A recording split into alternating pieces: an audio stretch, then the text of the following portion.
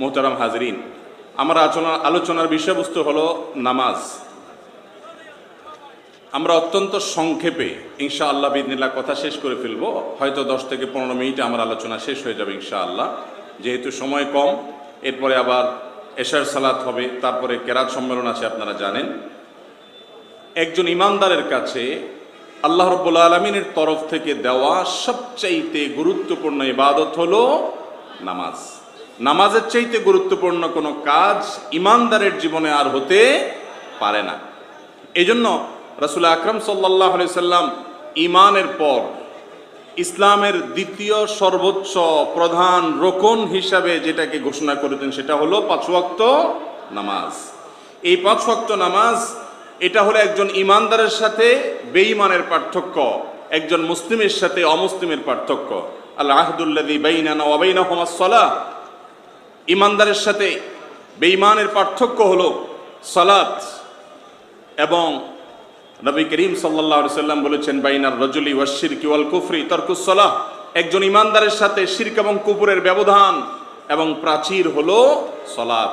যে ব্যক্তি ইচ্ছাকৃত নামাজ পড়ে না, নবী করিম সাল্লাল্লাহু আলাইহি সাল্লাম বলেছেন সে কুফরি করলো। কুফরি করলো মানে অনেক ইমামদের মতে সে কাফের হয়ে গেল, আর অনেক ইমামদের মতে, ইমাম আযম আবু হানিফা রাহিমাহুল্লাহর মত অনুযায়ী সে কাফের হলো না, কিন্তু সে কুফরি করলো, যেটা অত্যন্ত ভয়াবহ একটি বিষয়। মুহতারাম হাজরিন, কিয়ামতের ময়দানে সর্বপ্রথম যে ইবাদতের হিসেব নেওয়া হবে সেই ইবাদতের নাম কি? নামাজ। আউয়ালু মা ইউহাসাবু বিহিল আবদু ইয়াউমাল কিয়ামাতি আস-সালাহ। কিয়ামতের দিন বান্দার সর্বপ্রথম যেই ইবাদতের হিসেব নেওয়া হবে সেটা হলো নামাজ। আর সেই হিসেবে যে ব্যক্তি ঠিকঠাক মতো হিসেব দিতে পারবে, ফাকাদ ফাজা ওয়া আফলাহা, তাহলে সেদিন সফল হয়ে যাবে সে, তার বাকি সবকিছু সহজ হবে। আর যার নামাজের হিসেবে গরমিল ধরা পড়বে, ঝামেলা ধরা পড়বে, ত্রুটি ধরা পড়বে, ফাকাদ খাবা ওয়া খাসির, তাহলে সে লুজার হয়ে যাবে, ক্ষতিগ্রস্ত হয়ে যাবে, আর সামনে সে অগ্রসর হতে পারবে না।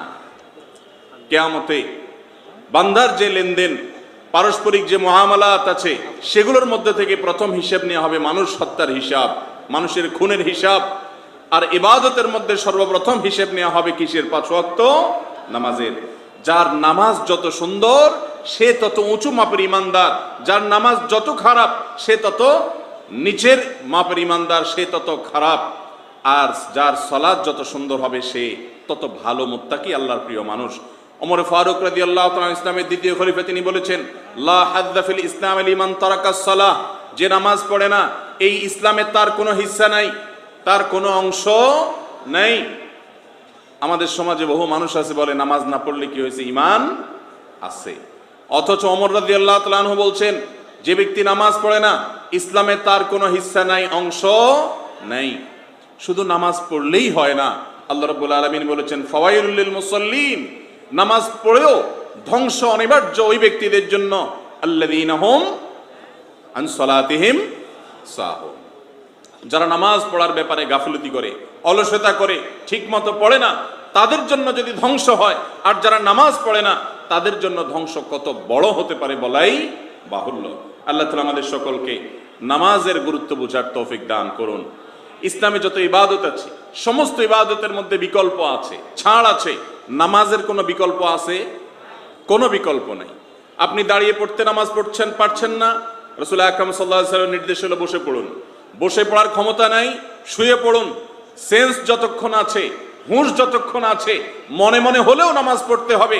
আপনি সমুদ্রে ডুবমান, সেখানেও নামাজ পড়তে হবে যদি তৌফিকে থাকে, যতটুকু পারেন ততটুকু। আপনার পরনে পোশাক নাই, দাঁড়িয়ে পড়তে পারছেন না, বসে পড়েন, তাও আপনাকে নামাজ পড়তে হবে। আপনার ওযু করার মতো পানি নাই, তাহলে তায়াম্মুম করেন, তবুও নামাজ পড়তে হবে। কেবলা কোন দিকে ফরজ সেটা চিনতে পারছেন না, অনুমান করে বের করেন, তাও নামাজ পড়তে হবে। আপনি হাসপাতালের বেডে শুয়ে আছেন, সেখানেও নামাজ পড়তে হবে। যুদ্ধক্ষেত্রে জিহাদের ময়দানে পর্যন্ত নামাজ মাফ নাই, সালাতুল খাউফের বিধান আছে, সেখানেও নামাজ পড়তে হবে। জীবন চলে যাবে ভয় আছে, 1 রাকাত করে পড়ে তারপরে গিয়ে যুদ্ধ করেন, আরেক রাকাত পড়ে এসে আপনি থাকেন, রণাঙ্গনে আছেন, সেখানেও আপনাকে নামাজ পড়তে হবে। নামাজ মাফ এমন কোন সময় আমাদের জন্য রাখা হয় নাই। অথচ সেই নামাজ অবলীলে আমাদের অনেক মুসলমান ভাইয়েরা আমরা ছেড়ে চলেছি, ঠিক না ঠিক? নামাজ ছাড়া যাবে? নামাজ ছাড়লে একজন মুসলমান নিজেকে মুসলমান দাবি করার কোন নৈতিক অধিকার রাখে না। 5 ওয়াক্ত নামাজ পড়বো তো ইনশাআল্লাহ। আল্লাহ তাআলা আমাদেরকে তৌফিক দান করুন। মোহতারাম হাজরিন, নামাজের দুইটা দিক আছে। একটা দিক হলো নামাজের বাহির, আরেকটা হলো নামাজের ভেতর। নামাজের বাহিরের যে দিকটা আছে এটাকে বলা হয় খুদু, আর ভেতরের দিকটাকে বলা হয় খুশু। ভেতরের যে দিকটা আছে সেটা হলো ফিনিশিং, আর বাহিরের যে দিকটা আছে সেটা স্ট্রাকচার। নামাজের স্ট্রাকচারটা এবং ফিনিশিংটা যদি ঠিকমতো হয়, বাহিরটা আর ভেতরটা যদি ঠিকমতো হয়, তাহলে এই নামাজ আপনাকে জান্নাত পাইয়ে দিবে ইনশাআল্লাহ। আল্লাহ রাব্বুল আলামিন কোরআনে কারীমে বলেছেন, আকিমিস সালাতা লিযিকরি, তোমরা নামাজ পড়া উদ্দেশ্য কি? আমার স্মরণের জন্য, আল্লাহর স্মরণের জন্য নামাজ হবে। আর আমাদের নামাজ হলো, নামাজে দাঁড়ালে দুনিয়াতে যেটা কখনো স্মরণে আসে না সেটাও স্মরণে আসে, শুধু আল্লাহর কথাটা স্মরণে আসে না। তাহলে এই নামাজ কি আমাদেরকে নাজাত আনি দিবে? এই নামাজে মুক্তি হবে? এই নামাজে জান্নাত পাওয়া যাবে? মুহতারাম হাজরিন, তাহলে আমাদের নামাজের মনোযোগকে ঠিক করতে হবে, আমাদের নামাজের খুশুকে ঠিক করতে হবে। আল্লাহ বলেছেন, কদ আফলাহাল মুমিনুন আল্লাযীনা হুম ফি সালাতিহিম খাশিউন। সব ঈমানদাররা শেষ হাসি হাসবে না, সব ঈমানদাররা সফলকাম হতে পারবে না, সব ঈমানদাররা সার্থক হতে পারবে না। ওই ঈমানদাররা কিয়ামতে সার্থক হবে, সফল হবে, যারা তাদের সালাতের মধ্যে খুশু ছিল, তাদের নামাজের মধ্যে মনোযোগ ছিল, যাদের নামাজে আল্লাহর কথা স্মরণ এসেছে, দুনিয়ার কোনো কিছুর কথা স্মরণ করেনি, শুধু রবের কথা স্মরণ করেছে, তারাই হবে সফল মুমিন, তারাই হবে সার্থক মুমিন। এই আয়াতের পরে আরো কয়েকটি আয়াত পরে আল্লাহ বলেছেন, উলাইকা হুমুল ওয়ারিসুন আল্লাযীনা ইয়ারিসুনাল ফিরদাউস ওয়া হুম ফিহা খালিদুন। যারা নামাজে মনোযোগী হবে, আরো কিছু গুণ তারা ধারণ করবে নিজের মধ্যে, এরাই হলো জান্নাতুল ফেরদাউসের ওয়ারিস, মালিক এবং উত্তরাধিকারী। তাহলে জান্নাতুল ফেরদাউসের মালিক হতে হলে আমাদের নামাজের মধ্যে খুশু থাকতে হবে, মনোযোগ থাকতে হবে, যেটা আজ আমাদের থেকে অনেকটা হারিয়ে গেছে। ঠিক না? ঠিক। নামাজের এই অবস্থা আমাদের, যে আমরা হরেক রকম মুসল্লি।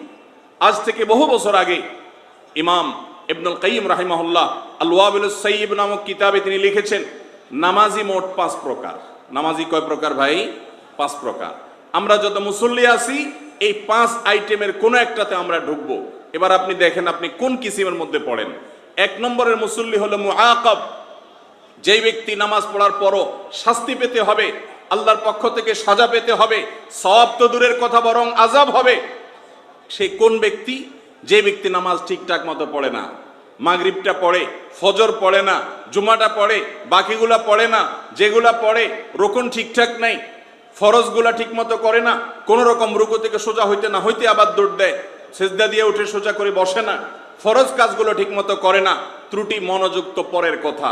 এরকম ত্রুটিপূর্ণ নামাজ যে ব্যক্তি পড়ে, এই ব্যক্তি হলো মুআকাব কিসিমের সালাত আদায়কারী মুসল্লি। অর্থাৎ যে নামাজ পড়ার পরেও আল্লাহর শাস্তির উপযুক্ত হবে। আপনারা বলতে পারেন, নামাজ পড়েও যদি শাস্তি পাওয়া যায় তাহলে নামাজ না পড়া হইতে ভালো না। ভাই, একজন মানুষকে আপনি একটা কাজ করতে বলেছেন, সে কাজটা করেছে কিন্তু ভুলভাবে করেছে, আরেকজনকে কাজ করতে বলেছেন, সে কাজটা করে নাই, দুইজনই বকা শুনবে, কিন্তু বকার মাপ কি সমান হবে? যে কাজটা করেছে কিন্তু ভুলভাবে করেছে, তাকে আপনি যদি বকা দেন 1 ডিগ্রি, যে কাজটা করেই নাই তাকে ডবল বকা আপনি দিবেন, 2 ডিগ্রি বকা দিবেন। কোনো সন্দেহ আছে ব্যাপারে? অতএব যেই ব্যক্তি নামাজের মধ্যে ত্রুটি রাখে, বড় ধরনের ত্রুটি, ঠিক মতো পড়ে না, মন মতো পড়ে, খেয়াল খুশি মতো পড়ে, ক্রিকেট খেলা থাকলে তখন আর নামাজ পড়ে না, ফজরের সময় ঘুমায় থাকে, শুধু মাগরিবটা পড়ে, এশাটা পড়ে বা মাঝে মধ্যে পড়ে, বা যতটুকু পড়ে সেখানে রুকুনের মধ্যে বড় ভুল করে, এই ব্যক্তি নামাজ পড়েও শাস্তি পাবে, প্রথম কিসিমের মুসল্লি। 2 নম্বরের মুসল্লি হলো মুহাসাব। মুহাসাব বলা হয় ওই মুসল্লিকে, যেই মুসল্লি নামাজ পড়ার পর আল্লাহ বলবেন, কি নামাজ পড়ছো, খোলো দেখি, তোমার নামাজের কি হাল দেখি। আল্লাহ তাআলা তার নামাজের ব্যাপারে তার হিসাব নিবেন, সে নামাজের ব্যাপারে হিসাব দিতে গিয়ে গলতঘর্ম হবে। এই ব্যক্তি হলো ওই মুসল্লি যে 5 ওয়াক্ত নামাজ পড়ছে, রুকুনগুলোও মোটামুটি করছে, কিন্তু বেচারার মনোযোগ নামাজে একটুও থাকতো না, সব কিছু মনে পড়ে নামাজে আল্লাহ ছাড়া। যে নামাজ আসছে আকিমিস সালাতা লিযিকরি, সে নামাজে দুনিয়ার যে কথা কখনো মনে পড়ে না, কোন জায়গায় রাখছি এই জিনিসটা মনে পড়ে না, নামাজে দাঁড়ালে ঠিকই মনে পড়ে যায়। এইরকম অবস্থা। তো সেই মনোযোগ একটু না থাকার কারণে আল্লাহ তাআলা তাকে জবাবদিহির মুখোমুখি করবেন, সে ব্যক্তি হলো মুহাসাব। 3 নম্বরের যে ব্যক্তি নামাজি, তিনি হলেন মুকাফফার আনহু। মুকাফফার আনহু মানে হলো ওই মুসল্লি, যেই মুসল্লির নামাজ আল্লাহ বলবে ঠিক আছে মোটামুটি হয়ে গেছে, দায়মুক্ত হয়ে গেছে, ফরজটা আদায় হয়ে গেল, অন্তত শাস্তি পাইলা না নামাজ না পড়ার কারণে। আর সেই মুসল্লি কে? সেই মুসল্লি হলো ওই মুসল্লি যেই মুসল্লি ফরজ ঠিক মতো করছে, পাঁচ ওয়াক্ত পড়ছে, মনোযোগ ধরে রাখার জন্য নিজের সঙ্গে লড়াই করছে, অনেকটা পারছে অনেকটা পারে নাই, কিন্তু চেষ্টাটা সে করছে। আর 4 নম্বরের মুসল্লি হলো মুসাব, যাকে নামাজের কারণে আল্লাহ তাআলা শুধু দায়মুক্ত করবেন না, বরং নামাজের কারণে আল্লাহর কোরআন ঘোষিত যত পুরস্কার আছে একজন নামাজি ব্যক্তির জন্য সব আল্লাহ তাআলা দিবেন তাকে। সে কে? সে ওই মুসল্লি যে ফরজগুলা ঠিকঠাক মতো পড়ছে, মনোযোগ ঠিক মতো পরিপূর্ণভাবে ধরে রাখার চেষ্টা করেছে, যতটুকু তার সাধ্যে ছিল তার সবটুকু সে করেছে। এ হলো মুসাব কিসিমের মুসল্লি, নামাজের সমস্ত পুরস্কার সে পাবে ইনশাআল্লাহ। 5 নম্বর সবচাইতে আফার কিসিমের মুসল্লি হলো মুকাররব, যেই ব্যক্তি নামাজের মাধ্যমে শুধু সওয়াব পাবে না, আল্লাহর একেবারে কাছের মানুষ হবে, আল্লাহর কাছের বান্দা হয়ে যাবে, আল্লাহর একেবারে নিকটবর্তী হতে পারবে, আল্লাহর প্রিয় পাত্র হতে পারবে। সেই মুকাররব হলো ওই ব্যক্তি যে ব্যক্তির নামাজে রুকুনও ঠিক আছে, মনোযোগও ঠিক আছে, এক্সট্রা একটা জিনিস আছে, তা হলো নামাজকে সে এনজয় করে। নামাজ তার কাছে বোঝা নয়, নামাজ তার কাছে তৃপ্তি, নামাজ তার কাছে স্বাদের একটা বিষয়, নামাজ তার কাছে আনন্দের একটা বিষয়। সে ফিল করে তার মালিকের সামনে দাঁড়িয়ে আছে, আনতা আবুদাল্লাহা কাআন্নাকা তারাহ, আল্লাহকে এমন ভাবে ইবাদত করে যেন সে দেখছে। আল্লাহকে সরাসরি দেখে ইবাদত করার যে স্বাদ, সে স্বাদ পুরো সালাতের মধ্যে পাচ্ছে। সে দাঁড়ালে আর রুকুতে যেতে মনে চায় না, রুকুতে গেলে রবের তাসবিহ পাঠ করতে করতে সে আর উঠতে মনে চায় না, সেজদা গেলে সে রবের তাসবিহ পেশ করতে করতে আল্লাহর সবচেয়ে কাছে চলে যায়, সে ফিলিংস থেকে সে উঠতে মন চায় না। এভাবে তার প্রত্যেকটা রোকন রবের সাথে এমন ভাবে সে নিবেদন করে যেন রবকে সে সামনে পেয়ে ইবাদত করছে, মনোযোগ অন্যদিকে যাওয়ার কথা প্রশ্নই আসে না। এই কিসিমের নামাজ যদি কেউ পড়তে পারে, সেই নামাজই নামাজের মাধ্যমে শুধু জান্নাত পাবে, সওয়াব পাবে তা নয়, সে আল্লাহর সবচেয়ে কাছের বান্দা হতে পারে, আল্লাহর সবচেয়ে প্রিয় পাত্র হতে পারবে। আল্লাহ তাআলা আমাদের সবাইকে সে আফার ক্লাসের মুসল্লি হওয়ার তৌফিক দান করুন। মোহতারাম হাজিরিন, এ হলো নামাজে মনোযোগের ব্যাপার। নামাজের আরেকটা গুরুত্বপূর্ণ দিক হলো নামাজের বাহির স্ট্রাকচার, সেটা হলো খুদু, নামাজের রোকনগুলো সব ঠিকঠাক মতো করা। এক্ষেত্রে আমাদের ত্রুটি অনেক বেশি। আমরা সবাই মনোযোগের ব্যাপারে অভিযোগ জানাই যে আমাদের মনোযোগ থাকে না, অথচ নামাজের বাহিরটাও আমাদের বেশিরভাগ মানুষের ঠিক ঠিকানা নাই। আমাদের সমাজে দেখবেন আমরা বেশিরভাগ মানুষ 4G 5G গতিতে নামাজ পড়ি। আমরা বেশিরভাগ মানুষ এমন নামাজ পড়ি যেই নামাজটা হলো তুফান মিল মার্কা নামাজ, যে নামাজটা সম্পর্কে নবী করিম সাল্লাল্লাহু আলাইহি সাল্লাম বলেছেন মোরগের ঠোকর, মোরগ যেরকম ঠোকর দেয় ঘন ঘন, আমাদের রুকু সিজদা উঠা বসা করে এরকম ঘন ঘন হয়। আম্মা জান আয়েশা রাদিয়াল্লাহু তাআলা বলেছেন নবী করিম সাল্লাল্লাহু আলাইহি সাল্লামের নামাজ ছিল এরকম যে তিনি যখন দাঁড়াতেন মনে হয় আর রুকুতে যাবেন না, আর যখন রুকুতে যেতেন মনে হতো তিনি আর মাথা তুলবেন না। এত তৃপ্তি পেতেন, এত বেশি রবকে তিনি তাসবিহ পেশ করতেন। কিন্তু আমাদের সেটা আজ হয়ে উঠে না। নামাজের রোকনগুলো তাড়াহুড়ো করি আমরা। নবী করিম সাল্লাল্লাহু আলাইহি সাল্লাম বলেছেন তোমাদের সমাজের সবচেয়ে খারাপ চোরকে জানো? তোমরা গরু চোর, গম চোর, টিন চোর, বিভিন্ন চোরের কথা শুনছো। তোমাদের সমাজের সবচেয়ে খারাপ চোর হলো ওই লোক যে নামাজ চুরি করে। নামাজ কিভাবে চুরি করে? যে ব্যক্তি তাড়াহুড়া করে রুকু সিজদা করে, কোন রকম নামাজ শেষ করে, এই তাড়াহুড়াকারী নামাজে এই ব্যক্তি হলো চোরের মধ্যে সবচেয়ে খারাপ চোর। অতএব নামাজের মধ্যে তাড়াহুড়া করা যাবে না। মুহতারাম হাজিরিন, নবী করিম সাল্লাল্লাহু আলাইহি সাল্লামের মসজিদে নববীতে এক ব্যক্তি আসলেন, এসে নামাজ পড়লেন, নামাজ শেষ করে এসে নবীজিকে সালাম দিলেন। নবীজি সালাম দিয়ে সালামের জবাব নিয়ে বললেন ইরজা ফাসাল্লি ফাইন্নাকা লাম তুসাল্লি, তুমি যাও আবার নামাজ পড়ো, কারণ তোমার নামাজ হয় নাই। লোকটা আবার পড়ছে, আবার এসে সালাম দিয়েছেন, নবীজি আবার তাকে ফেরত পাঠালেন, আবার 3 নামাজ পড়লেন। এভাবে 3 বার হয়েছে, এক রিওয়ায়াত অনুযায়ী 4 বার হয়েছে। এরপর নবী করিম সাল্লাল্লাহু আলাইহি সাল্লামকে লোকটা এসে বলল ইয়া রাসূলুল্লাহ, ওই আল্লাহর শপথ করে বলছি যিনি আপনাকে রাসূল করে প্রেরণ করেছেন, সত্য নবী করে প্রেরণ করেছেন, আমি এর চাইতে ভালো নামাজ জানি না, আপনি একটু শিখিয়ে দেন। তখন নবীজি তাকে নামাজ শিখাতে গিয়ে বললেন তুমি যখন দাঁড়াবে সূরা পড়বে খুব ধীরস্থিরতার সাথে, রুকুতে যখন যাবে তোমার পিঠ খুব সোজা করবে, তারপরে তাসবিহ পড়বে, এরপরে সোজা হবে, টান টান করে দাঁড়াবে, অপেক্ষা করবে, তারপরে আল্লাহু আকবার সিজদা যাবে, হুট করে যাবে না। সিজদা গিয়ে আগে তুমি সিজদার পজিশনে যাবে, তারপরে তাসবিহ পাঠ শুরু করবে, এরপরে সিজদা শেষ হলে দাঁড়ায়া উঠে সোজা হয়ে বসবে, উঠেই আবার দৌড় দিবে না, টান টান হয়ে বসবে, এবং এরপরে তুমি সিজদা যাবে। এইভাবে তুমি পুরো নামাজ শেষ করবে, অর্থাৎ তাড়াহুড়া করতে পারবে না। নবী করিম সাল্লাল্লাহু আলাইহি সাল্লামের শেখানো এই সালাত সেই সাহাবী এরপর থেকে আদায় করলেন। মুহতারাম হাজিরিন, আমাদের মধ্যে বেশিরভাগ লোক আমরা রুকুত তাসবিহ পথে পড়ি অর্ধেক, আর বাকি অর্ধেক রুকুতে পড়ি, যাইতে যাইতেই তাসবিহ শুরু, আবার উঠতে উঠতে বাকিটা পড়ি। অথচ নিয়ম হলো আপনি গিয়ে পজিশনে যাবেন রুকুতে, তারপরে শুরু করবেন সুবহান রব্বিয়াল আযীম। আপনি কোনো ভিখারি যদি দেখেন কোনো মানুষের কাছে ভিক্ষা চায় আর বলে আমাকে তাড়াতাড়ি দেন, তাড়াতাড়ি দেন, 10 টাকা দেন, 5 টাকা দেন, তাকে কেউ ভিক্ষা দিবে না।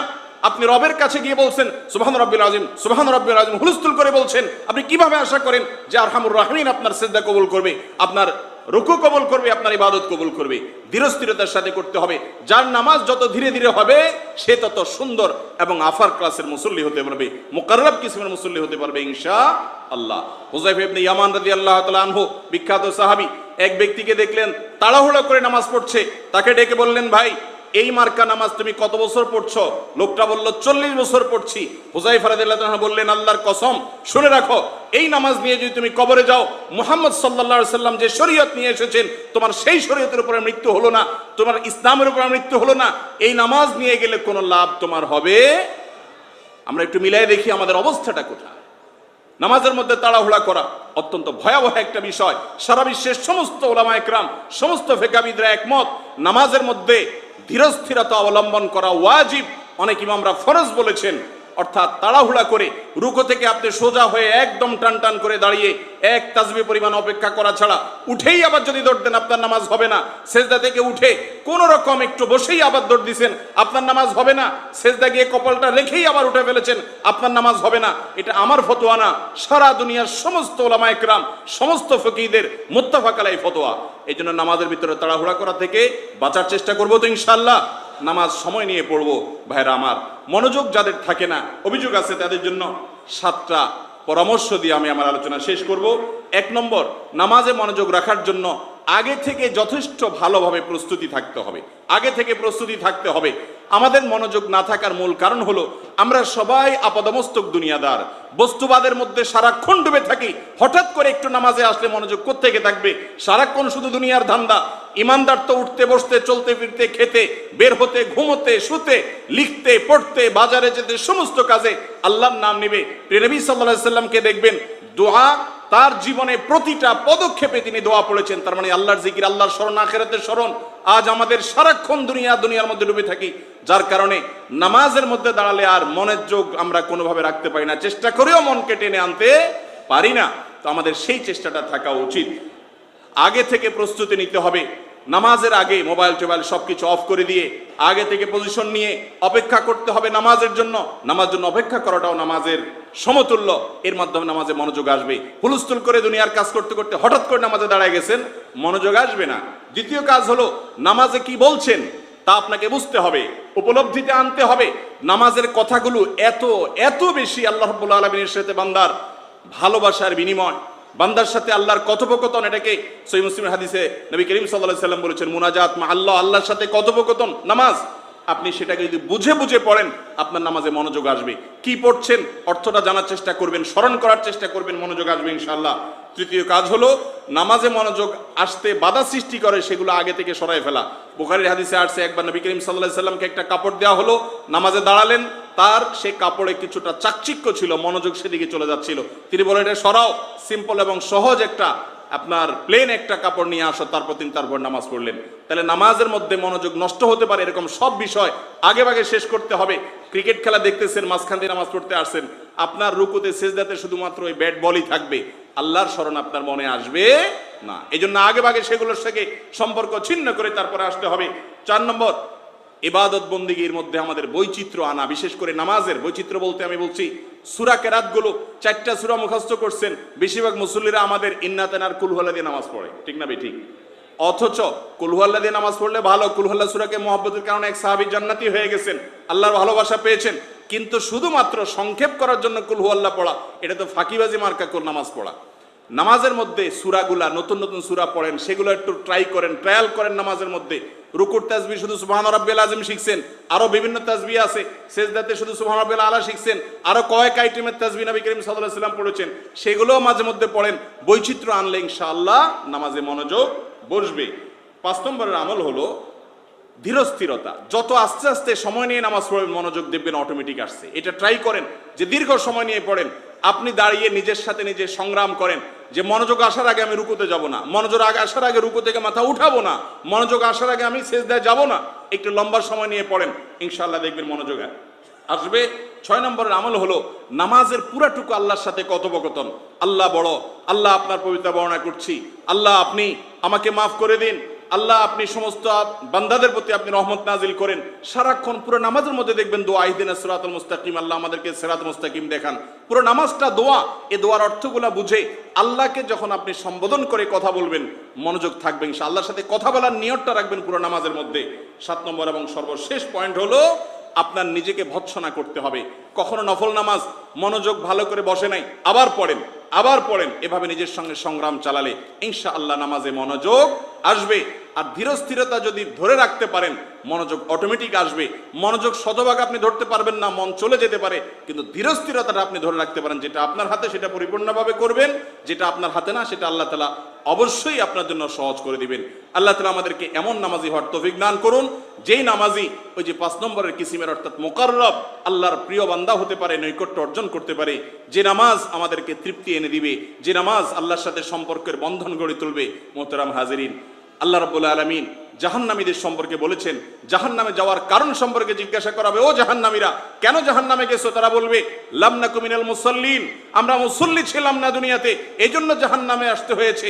আজ আমাদেরকে এই মজলিস থেকে, মাহফিল থেকে প্রতিজ্ঞা করতে হবে, আমরা শুধু নামাজ নয়, জীবন্ত নামাজ পড়বো, যে নামাজে আল্লাহর সাথে কথা হবে, আল্লাহর সাথে সম্পর্ক সুনিবিড় হবে, সুনিবিড় বন্ধন হবে, আল্লাহর সাথে কানেকশনটা হবে অত্যন্ত মজবুত। কানেক্টেড হতে হবে নামাজের মাধ্যমে, নামাজটা কানেকশন আল্লাহর সাথে। আমরা চেষ্টা করবো তো ইনশাআল্লাহ। আল্লাহ তাআলা আমাদের সবাইকে জীবন্ত নামাজ আদায় করার তৌফিক দান করুন, সেই সালাত আদায় করার তৌফিক দান করুন যে সালাত আমাদেরকে জান্নাতে নিয়ে যাবে, রবের সন্তুষ্টি এনে দিবে। প্রিয় নবী সাল্লাল্লাহু আলাইহি সাল্লাম যেভাবে সালাত আদায় করেছেন সেভাবে যেন আমরা আদায় করতে পারি।